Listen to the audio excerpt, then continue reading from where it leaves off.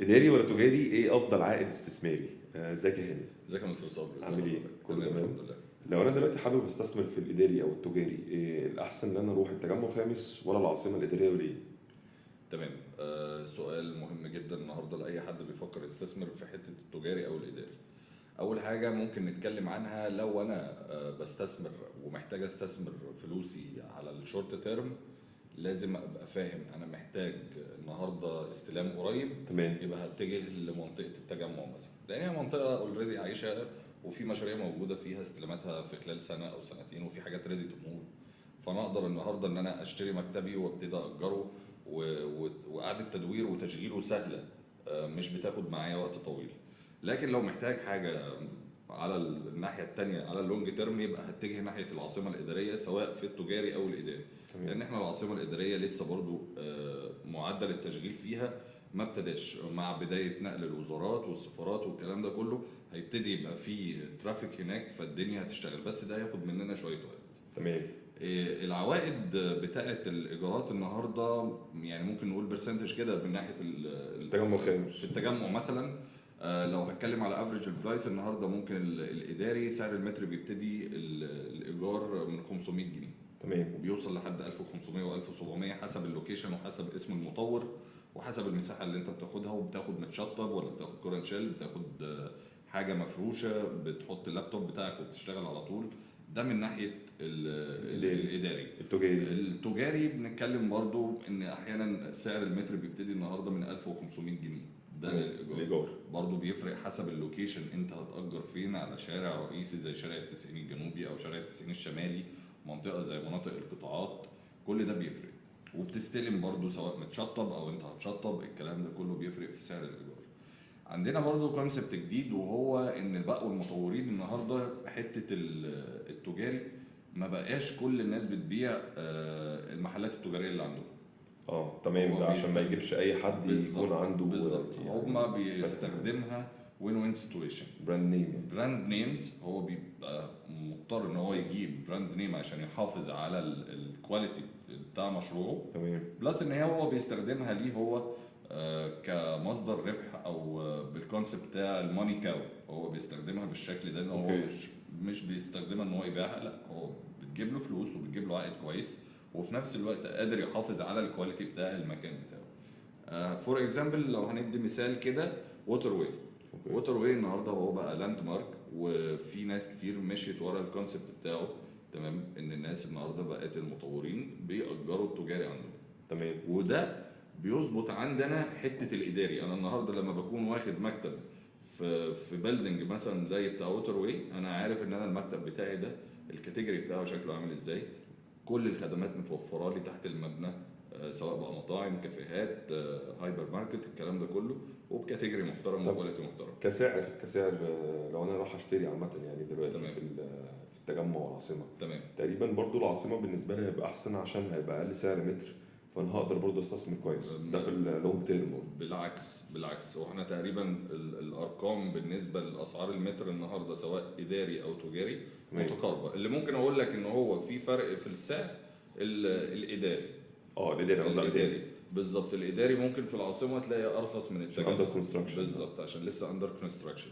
لكن التجاري النهارده سعر المتر التجاري وصل في منطقه زي السي بي دي، منطقه الاعمال المركزيه في العاصمه، وصل لحد 300,000 جنيه. تمام. يعني بنستارت من 170 180,000 جنيه لحد 300,000 جنيه. ليه منطقه زي دي بيواصل السعر فيها ده والناس بتتخض النهارده لما بتسمع الارقام دي؟ لا، هو النهارده لما يبقى عدد الابراج اللي موجوده في منطقه زي ام يو 7 او بنقول عليها بزنس ديستريكت، تمام، المنطقه دي قصاد البرج الايقوني، على منطقه سكنيه حواليها كمان، منطقه سكنيه، منطقه خدمات، شارع سياحي، قدامنا النهر الاخضر، قدامنا البرج الايقوني اعلى برج في افريقيا، قدامنا 20 برج تاني اللي هم الابراج الصينيه اللي عاملاهم الشركه الصينيه.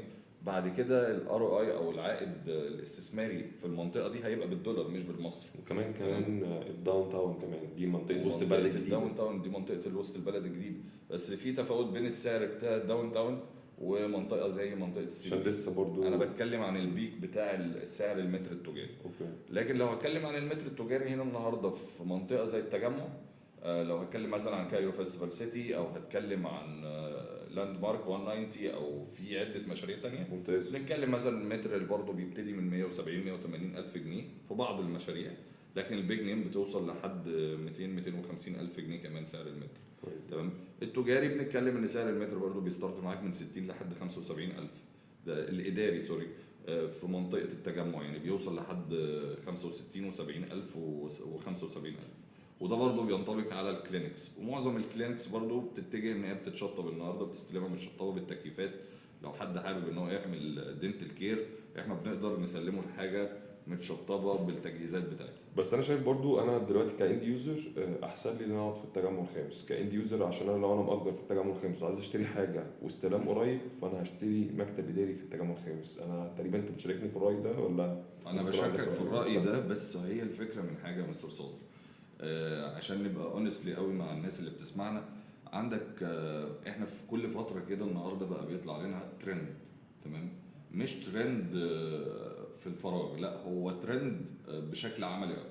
تمام. الفتره اللي فاتت او السنتين اللي فاتوا كان في ترند العاصمه، سواء من ناحيه الكوميرشال او الادمنستريتيف.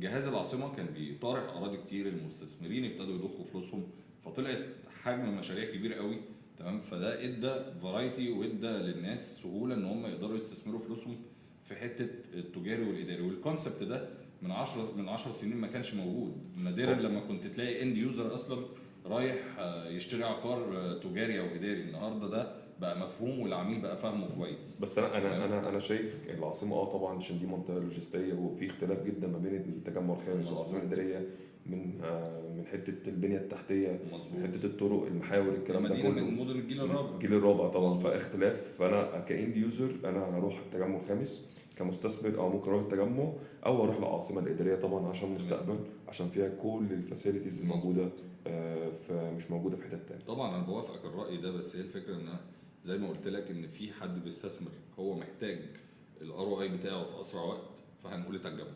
تجمع لان انت النهارده هتستلم حاجتك هتقدر تشغلها بكل سهوله، وعندك الترافيك اللي انت المطلوب. ممتاز. الاكسبيليتي سواء بقى انت بتأجر مكتب هيتفتح شركه، فده هيوفر للموظفين اللي جايين عندك بسهوله. لكن العاصمه ابعد شويه. لكن العاصمه طبعا بس كل يعني العاصمه والتجمع وزايد، فكل الحته دلوقتي بقت دلوقتي الطرق طبعا شبكه الطرق في طفره في الشبكه بتاعت الطرق، كل اللي بتروح للاماكن مظبوط. بسهوله جدا. مظبوط. تمام يعني شكرا جدا ليك. شكرا جدا ليك. طبعا. شكرا جدا ليك. طبعا لو العملاء بتاعتنا حابين يتواصلوا معانا ويستفيدوا بالعروض اللي موجوده سواء في العاصمه الاداريه او في التجمع، يا ريت تتواصلوا معانا على الارقام اللي هتظهر على الشاشه، او يبعتوا لنا على البيج بتاعتنا على السوشيال ميديا.